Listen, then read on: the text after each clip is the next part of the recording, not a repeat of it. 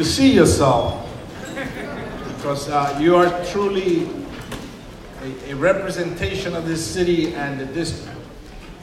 You come from many places, you speak different languages, you pray to different gods, we love different people, but you are one community. So I thank you for being here tonight.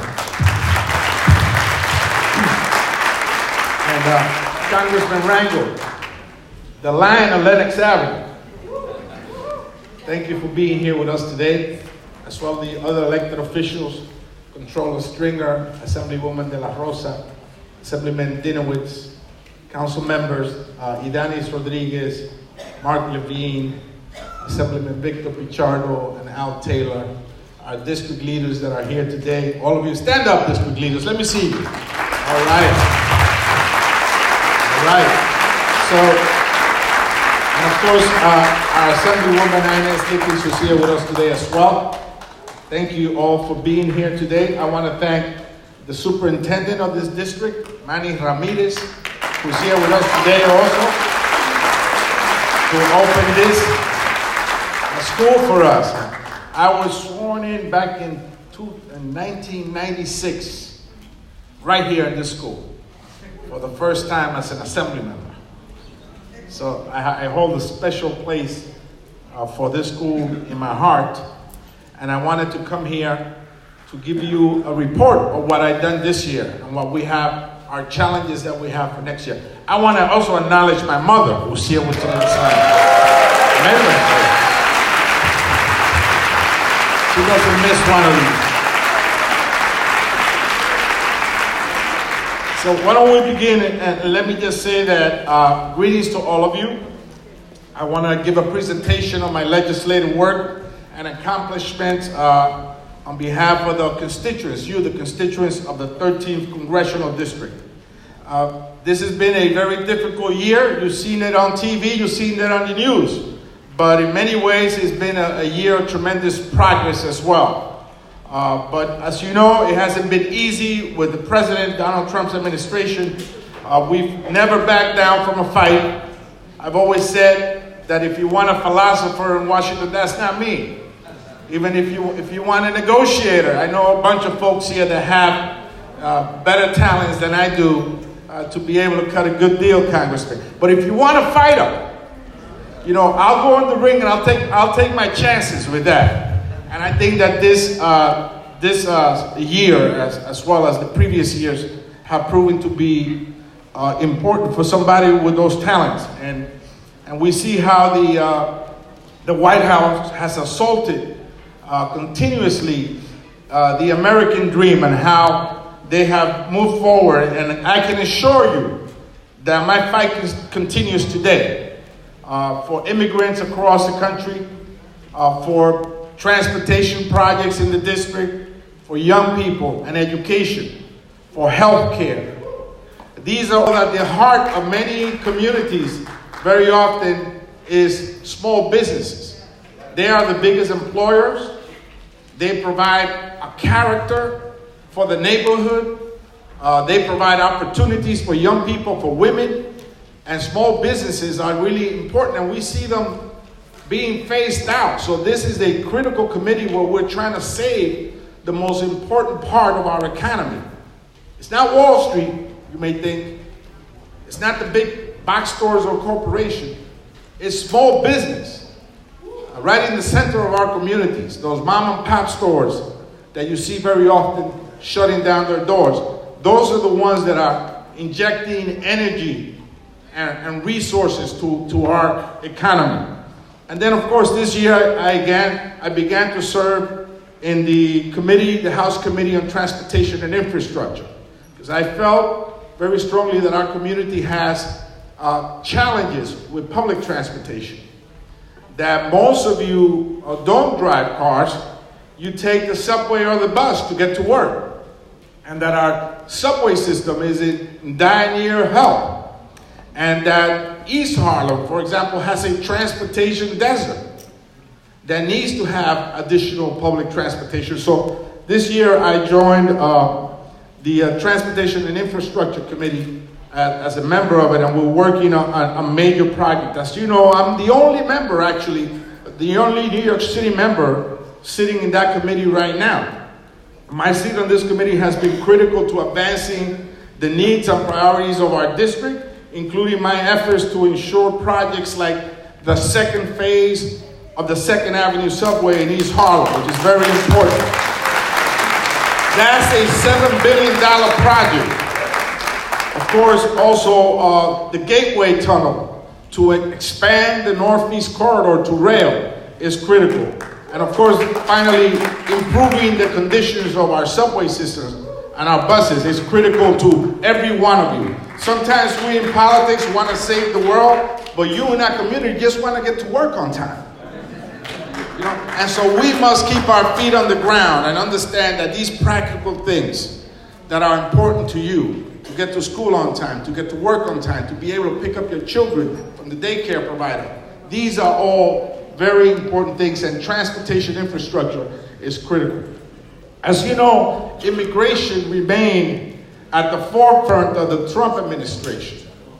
And we have witnessed a rollout of anti-immigrant policies attacking our families, our youth, programs and services aimed at supporting our communities.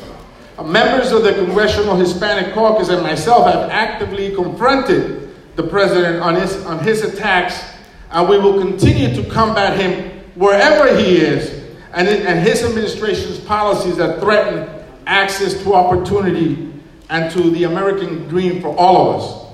The recent appropriation package, where money is allocated for communities, which became law just recently, includes several of my requests, including a $21 million project for body cameras for ICE and Border Patrol agents. But I think it's important that these officers will guarantee greater transparency in any interaction with folks across America, particularly at the border. For ICE, they will have to regularly report to Congress and provide an update on the status of the body-worn camera pilot project. Also, we were successful in the immigration terrain to require that the U.S. Citizenship and Immigration Services Office, these are the offices placed across the world, where family go to when they're reuniting with their loved ones here in the United States. We make sure that they stayed open. We were successful in preventing the closure of 23 of them. The administration planned to close 23 of these offices all over the world, making it more difficult for the reunification of families through immigration. And we were successful in this appropriations bill in saving 23 of those offices.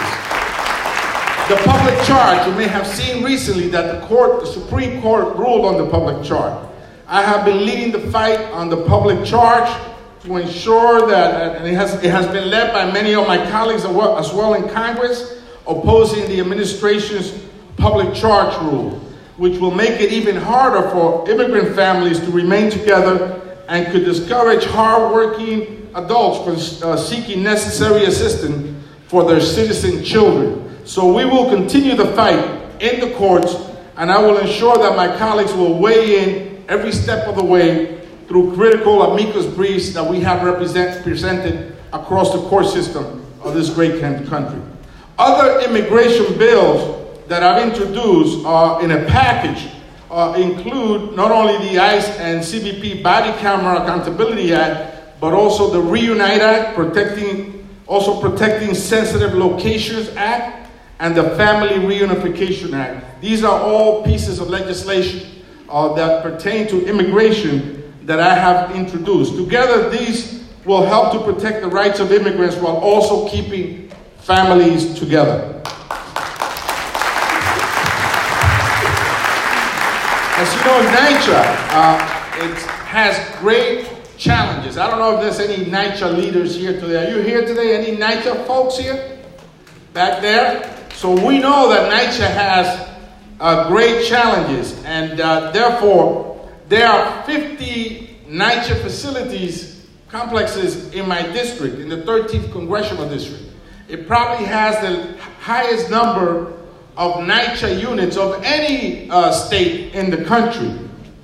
I'm pushing to make sure that investment is made in public housing, a main tenet of our national infrastructure agenda. So infrastructure is not just train, bridges, tunnels.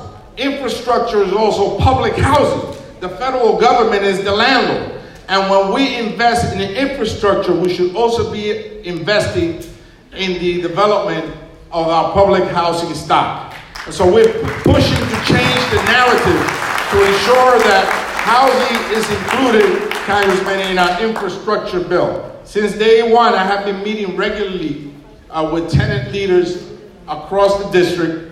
I personally go and visit them to hear what's going on in the complex, whether it is a faulty elevator or a non-functioning boiler or a leaky roof. My office tries very hard to address these challenges that NYCHA has within our district. In the area of housing also, I was proud to be a participant with the Inwood legal action in the case of the Inwood rezoning decision.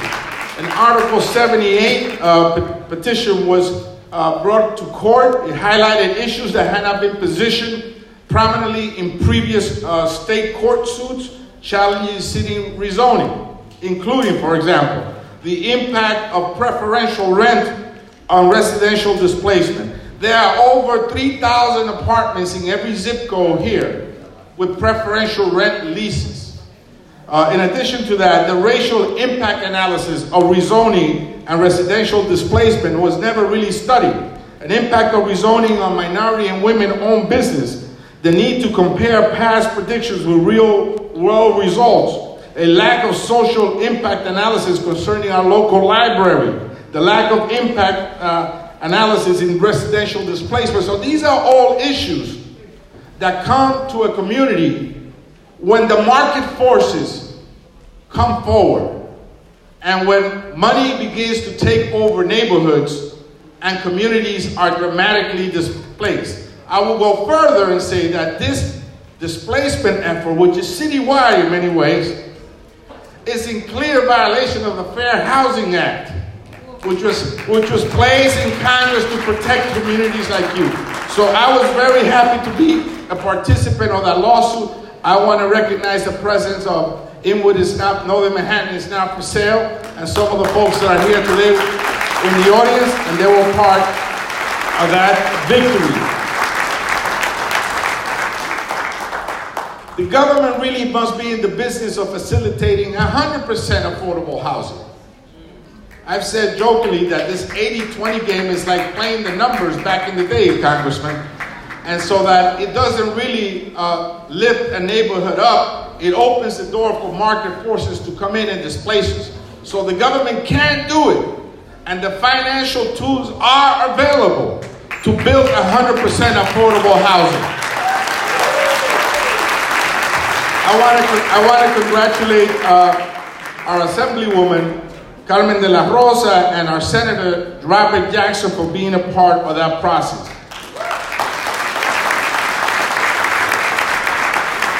This year, I was able to successfully introduce 39 bills and was among the top members in my class in terms of legislative activity. I plan to break that record this coming year. I will talk to you a little bit more about the legislative work and new items that you can expect from me in the future. I am particularly proud of HR 4387 that established a growth accelerator fund competition with the Small Business Administration. This bill that was passed and codified into law will allow and will give opportunities for small businesses across the country, but right here in my district as well, to benefit from the Small Business Administration. The House of Representatives passed really over 400 bills, 275 of which are bipartisan in scope, and they yet linger in the Senate. Many of these bills were important to all of you. For example, a bill to protect all New Yorkers from pre-existing conditions and lower drug costs. to give workers a long overdue raise and make sure women are paid fairly for their work, to protect the retirement of those who have worked hard all their lives, to enact gun safety background checks, to cut taxes for Gold Star families, to protect consumers from being ripped off by fine print contracts, and to support our veterans, to pass protections for the dreamers. These were all laws that were passed by the House. Many of them were bipartisan, and yet they linger in the Senate. So when you hear the narrative from the White House saying that this is a do-nothing Congress, that's yet another lie coming from the White House. We pass all these legislation and we ask the Senate to do the same as well.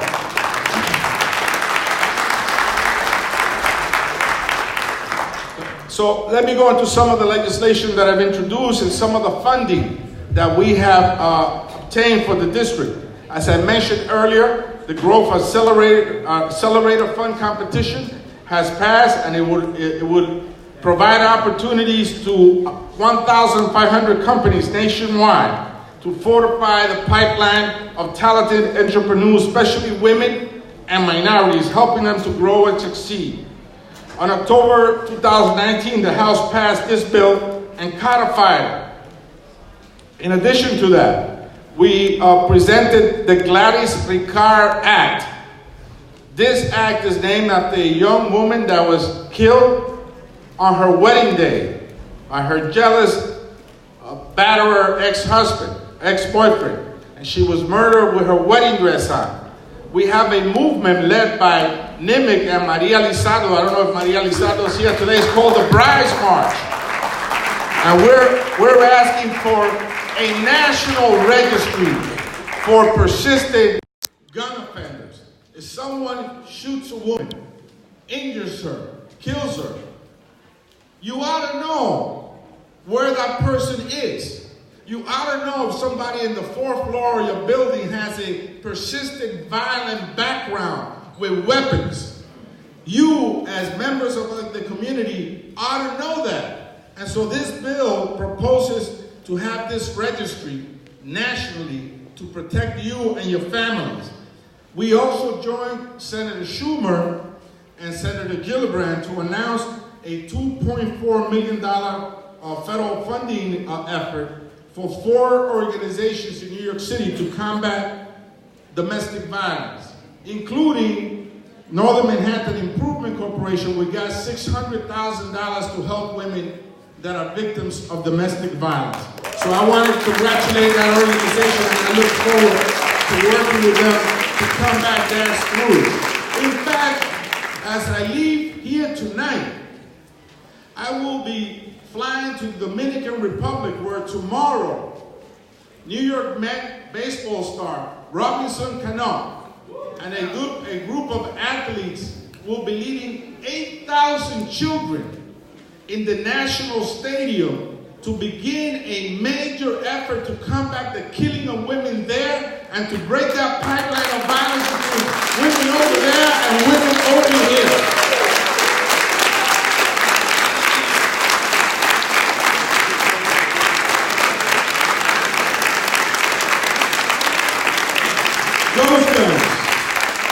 Technology is not confined to just good things. It could be used for very negative things. And now you have the emergence of ghost guns. These are kits, unassembled guns that are mailed to people in their homes, 9mm semi-automatic weapons. They circumvent the background checks, and they get into the hands of the wrong people. They assemble them, and they cause the same harm that any other weapon could cause on the population in this district. So we're saying that ghost guns, as New York State has already done this year, should be regulated, and there should be strict background checks for anybody that seeks to get an unassembled kit of a ghost gun through the mail, and they should be held accountable if they get this kind of weapon in the mail. This will ensure that our community is safer, and it will ensure that not only just regular guns, but the new technology that's coming forward is not used for the wrong reasons.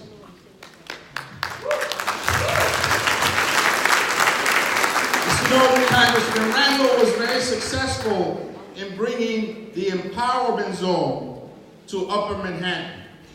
The empowerment zone provided a series of benefits for small businesses, including a $3,000 tax credit when they hire local. The legislation sunsetted, but we were able to bring it back again, and now small businesses in this district will be able to access a $3,000 tax credit for every local hire, going back 3 years. And so we want to recognize Blair. Blair is here from the Empowerment Zone, and he has been instrumental in making sure that we continue to move forward with this tremendous project. You saw that I mentioned the climate change and how many people like you contribute far less to the carbon footprint, but you're hurt more. In fact, East Harlem, Washington Heights, Inwood, and some places in the Bronx have high degrees of asthma for our children. Yet we are not contributing to this illness that our planet has. So we have also introduced the Green Climate Alterations Act, which will provide funding to the Green Climate Fund, an independent multilateral fund established by the United Nations framework of the Convention on the Climate Change to help developing countries. You see the migration patterns in the southern border, and you may think it's only because of violence or unemployment. But in fact, in countries like Guatemala, El Salvador, Nicaragua, you have a persistent 6-year drought that has developed a food security issue, and people are starving. As a result, these mothers, mainly women, travel miles, thousands of miles to come to the border to save their children. They need food. There is a drought, and they don't have the ability to innovate in agriculture and provide the food that's necessary to feed their families. So it's not just about violence, it's not about unemployment, it's also a food security problem that you have in that region, in the Triangle countries, and this funding will help alleviate that as well.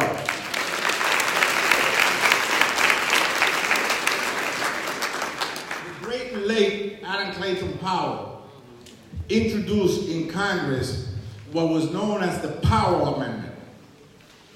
The Powell Amendment called for any state back then that practiced segregation to be denied funding for different programs. Every year when he presented, and every single time that he presented the Powell Amendment, it would be shut down, it would be voted down. But when the civil rights legislation was drafted in 1964 and 1965, it was the content of the Powell Amendment that was included. It was the language of the Powell Amendment that was included to ensure that we have voting rights and we had rights, access to housing and public transportation. So I've introduced what I call now the Espaillat Amendment. And the Espaillat Amendment calls for the resolution of environmental injustice. If we contribute less to global warming, but we are hurt the most, when funding is allocated and the pie is cut, we should get the funding first. Those communities that are being hurt the most. That's the Espaillat Amendment. It's being shut down now, Congressman Randall, but I guarantee you, when we pass climate protection law, the language in the Espaillat Amendment will be included in there.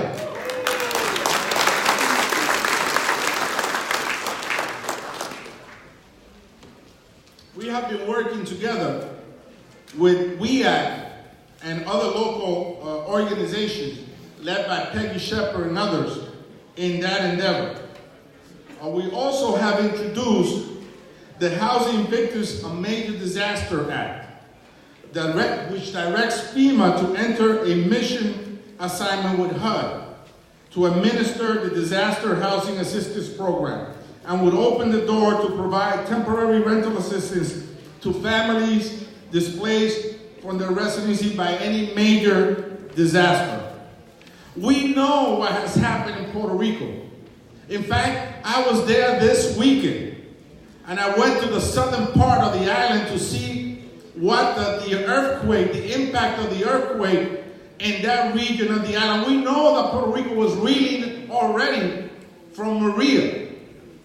And now to go see families, entire families, sleeping in parks and open spaces because their house has been destroyed by an earthquake, and they cannot have access to the funding that they need because FEMA and HUD are a horrible bureaucracy. That must stop. We have some of those families right here that have left Puerto Rico, are now in East Harlem. Can you please stand up?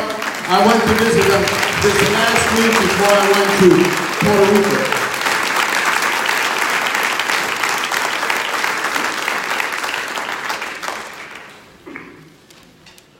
We also have the legacy of a woman that was very important to all of us. She was the pioneer of folklore music here. Her name was Normandia Maldonado. She was one of our leaders. She taught the young people folkloric dancing. We lost her recently, but now the Pulse office on 165th Street in Audubon would bear her name. We have her family members right here today.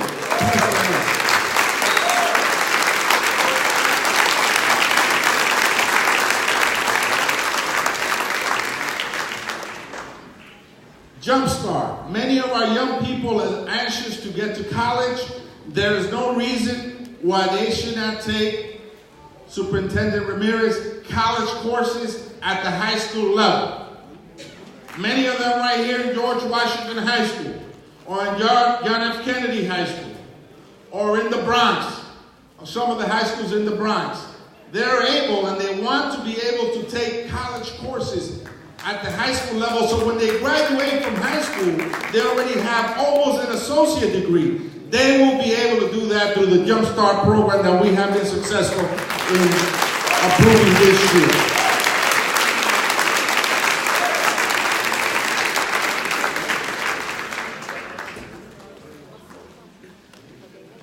I've recently introduced a piece of legislation which calls on the abolition of the death penalty. The total abolition of the death penalty.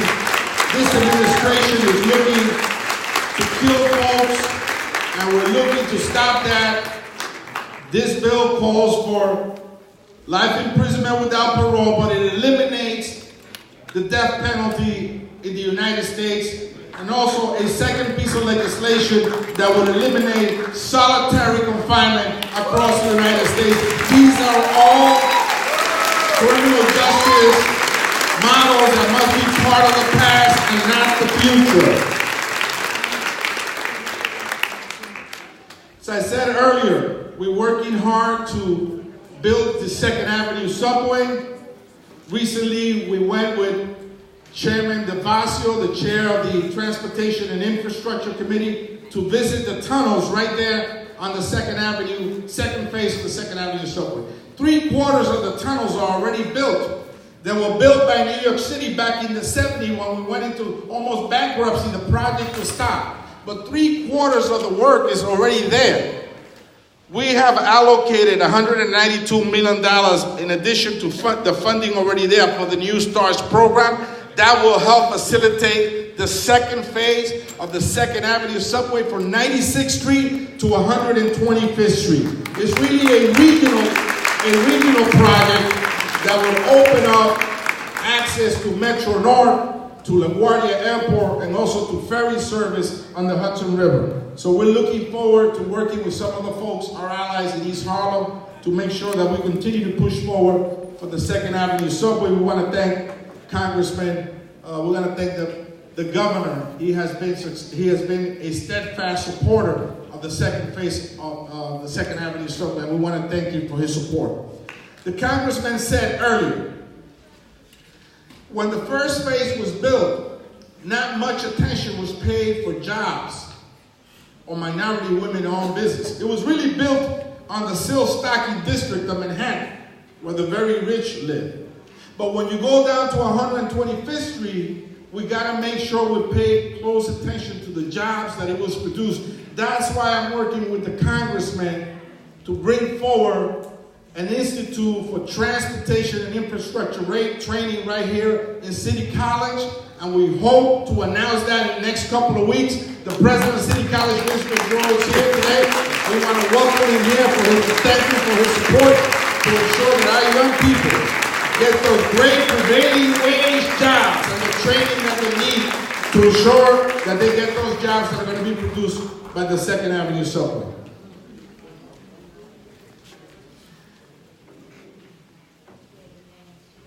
After more than a year of planning, next month, the Congressman and President Bertrand and I will give you the details of this announcement. We're also working with Columbia University on the World Project, and I want to thank Rafi Landiga is here with us today, and some of the trustees that have worked with us today.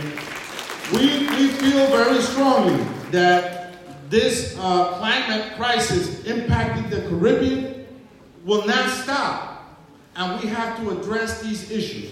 Working with Columbia, we're going to be able to install hundreds of micro solar grids in poor neighborhoods of Barbados and the Dominican Republic this coming year.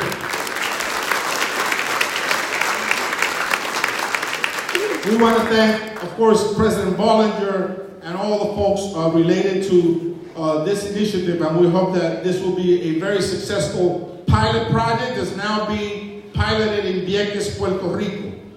And so these poor homes will be able to have a small microgrid, solar-driven and electrical-driven, that will be able to provide them the energy that they need. It will be digital, so if someone is on a ventilator and needs additional energy, they will be able to channel more. If someone just comes in to sleep at night, a young couple that works and comes home to sleep at night, they will get less. So this is an innovative project that I think will bring about great change in those parts of the world and help us with the global crisis facing the environment. Funding. We have been successful in allocating $964 million, right, for biomedical clinical research. Many of the research institutions are right here in this district. New York Presbyterian, Mount Sinai, Montefiore, Columbia University, Yeshiva University, City College, and others. And so this is where the research is happening for the entire world, for diseases that we need a cure for. And funding has been coming from Washington to these institutions to help address these problems.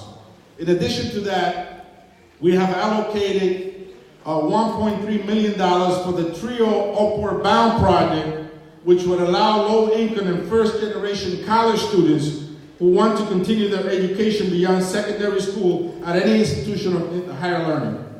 $1.1 million also for support services for these young people. Many of them are first-generation college students that graduate from secondary school and are successful to navigate and enter college. $17 million for the National Science Foundation grant supporting CUNY's programs, students in Manhattan and the Bronx. Those students that are studying biological sciences, mathematics, and physical science, engineering, computer and information sciences. They will be getting $17 million has been allocated for those purposes. English language learners, $912,000. Grants for English language learners. Men right here in this district, perhaps even in this school, will be able to get that.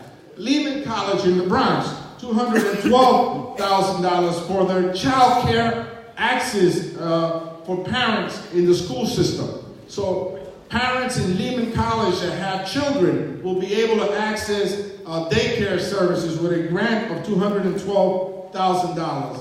$100,000 from the endowments of the arts for groups with visual art, theater arts, creative writing, musical performance, and much more. So this is all very important funding. For some of the funding from the national arts are $65,000 for the Apollo Theater, $20,000 for the Harlem School of the Art, $20,000 for classical theater, $50,000 for the National Jazz Museum, $45,000 for the Mama Foundation of the Arts, and $35,000 to the Sugar Hill Children's Museum right there on 155th Street. My grandson goes there, so he'll be able to enjoy that. Additional funding from the appropriations include $45 million for STEM research. I know that the superintendent is very much concentrated in STEM research, robotics, and other of the new sciences that are important for the kids in this school and across the district. So $45 million for STEM programs at the college level to serve Hispanic students to improve diversity in these fields. I would like to also reiterate the New Starts program, which is the one for the 2nd Avenue subway, which must continue to be funded to ensure that this 10-year project is finally completed. This week we had the visit of some of the daycare Head Start providers in the district. They went to Washington to thank us because an additional $12 million was allocated for Head Start. And we have several of those Head Starts right here in the district. The West Harlem Community Organization, Fort George Community Enrichment Center is here, the Children's Aid Society, also the Child Development Center for NIMIC, and the Northside Center for Child Development. They all got additional funding in what will prove to be an $11 billion increase for Head Start, one of the last surviving programs from the 60s that has proven to be very successful. It says it in as well. You give that child a head start, and he or she will do better when they get to public schools.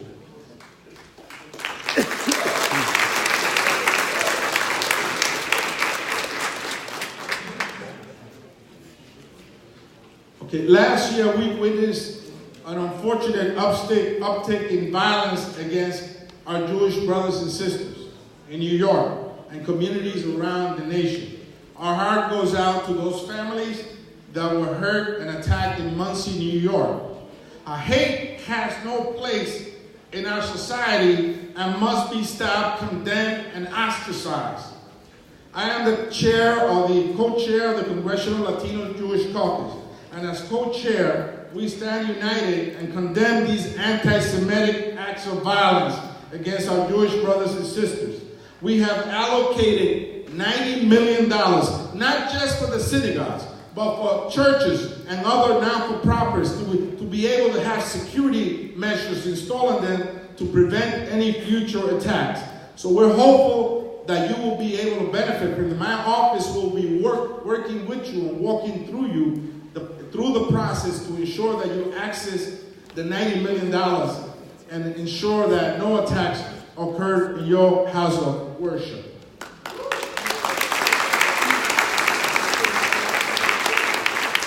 In communities across this country, LGBTQ individuals can still be fired from their jobs, evicted from their homes, denied services because of who they are, who they love. It is critical that we do more to protect the dignity of the LGBTQ community and work to ensure that they have full legal and societal equality. I was proud to join my colleagues in Congress and pass the Equality Act in the U.S. House of Representatives to ensure comprehensive civil rights and protections for LGBTQ individuals and communities across the country.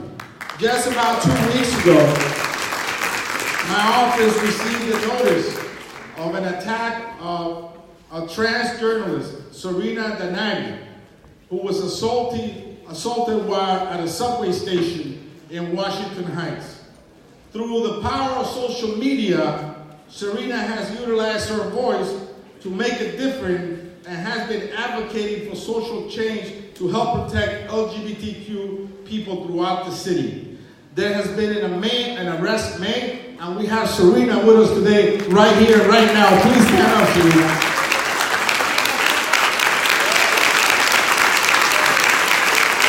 Thank you for your courage.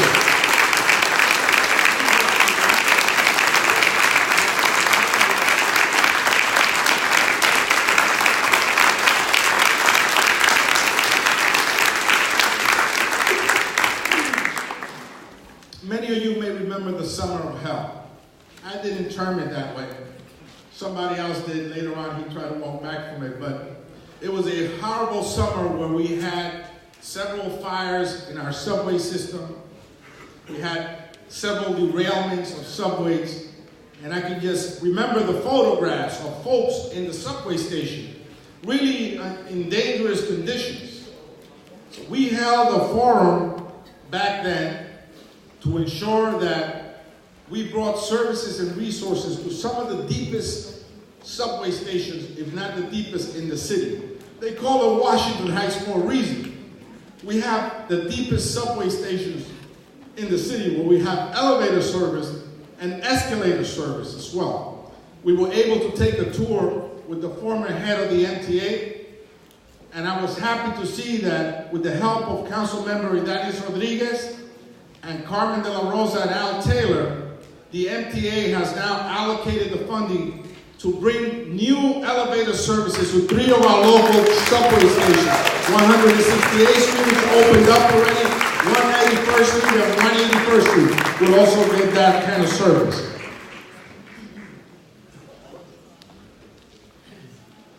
You heard that one of my pet peeves and one of my interests is daycare providers. Because I think that daycare providers, they just don't give you daycare. They're nurses too. When the children get sick, they have to attend them. They're psychologists too, because they often speak to the mother, the father, when they have issues. They're teachers too, because they teach them the colors and to go potty. But in addition to that, daycare providers are also small business women. And they take care of our children in their apartments in many cases. And so I have been working with a group of daycare providers, the ECE on the move providers that are here today, because they deserve for the Department of Education to be fair with them, to ensure that they continue to get the children that they want to take care of, to make sure that they get paid on time, to make sure that they get a fair wage.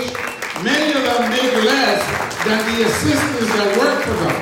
So this is an industry that must be preserved. There are thousands of them across the city, and we have a good number of them right here in the 13th Congressional District. I'm happy to call them my friends.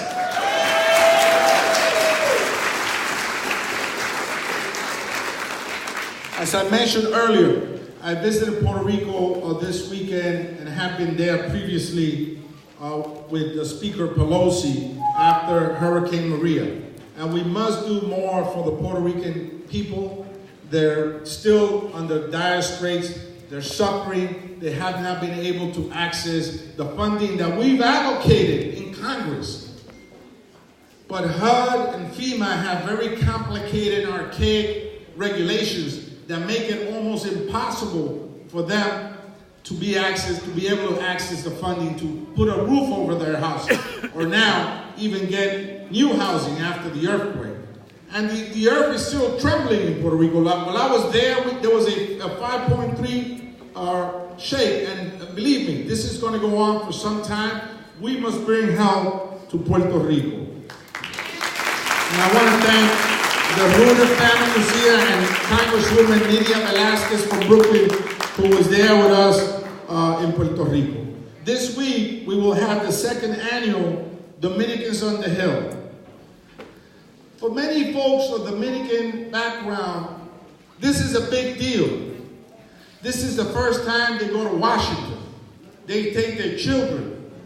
They feel the power, and they're able to find their voice.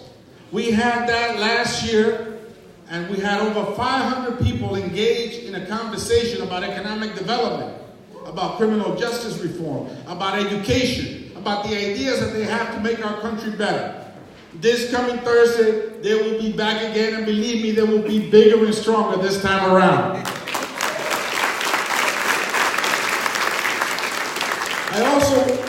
I also ask you to join us at the end of this month when we celebrate Black History Month in Washington. We will be there with folks from the Harlem, the East Harlem community, and really the entire 13th district. When I served in the Education and Labor Committee, Congressman, I looked around the room and I saw the portraits of every former chairperson. And I felt something was missing. I felt that it was not complete. In fact, there was one former chairperson that was not there. His name was Adam Clayton Powell Jr. So we worked. The Congressman, Chairman Bobby Scott, and I worked to commission his portrait. It's nice in black and white, it stands out. And finally, the king of the cats is right there in the former committee that he chaired when he passed historic legislation, the safety net for America. Many of the services that you get on a daily basis that you take for granted were passed by Adam Clayton Powell. If you want to know what he stood for, just Google him and say, Adam Clayton Powell, what's in your hand? You got to see the power of this person. This district has only been represented by 2 people prior to me for 75 years.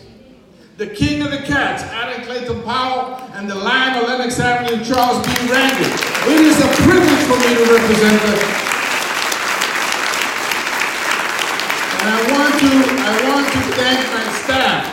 You will see the kind of services that they provide in all 3 offices. In our flagship office in Harlem, we opened up a new office this year on 181st Street because my mother wanted me close to her.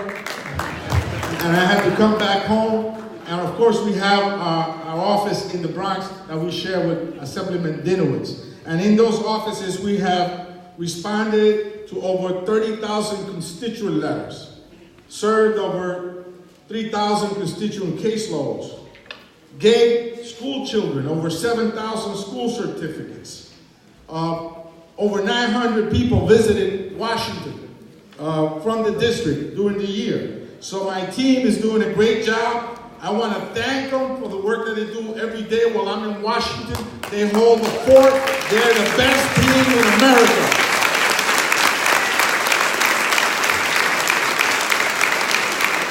Finally, I will be remiss if I don't speak to you about impeachment.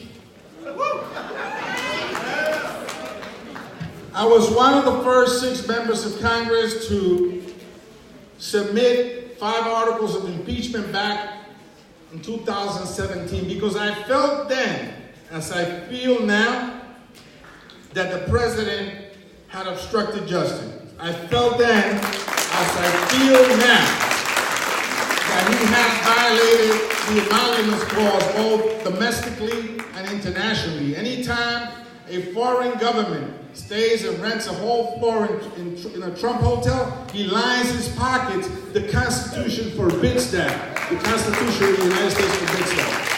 I felt then, as I feel now, that he had an assault against the media and the courts. And so we submitted those articles of impeachment back in 2017. There was just 6 of us. Obviously, we impeached them in the House. You know what's happening in the Senate. We must hear more. You, the American people, deserve to know everything that occurred. Whether a foreign government was extorted to investigate one of his political opponents. That is a violation of our democracy. That's no different than the Russian interference in our elections. So we will continue to fight to ensure that democracy is preserved and that your rights are not violated, wherever you are, because no one is above the law. Quiero decirle en español ahora para concluir que estamos luchando. Le doy las gracias a todos ustedes por estar aquí esta noche, por el apoyo que me han dado los primeros 3 años del Congreso. Cada vez que yo voto, pienso en ustedes. Ustedes son la voz mía en el Congreso de los Estados Unidos. Me dan la fuerza, la energía para hacer el trabajo que tenemos que hacer. Creemos que hemos hecho un buen trabajo, pero hay mucho más que hacer. Le doy las gracias a todos ustedes por estar aquí esta noche y es para allá que vamos. Gracias.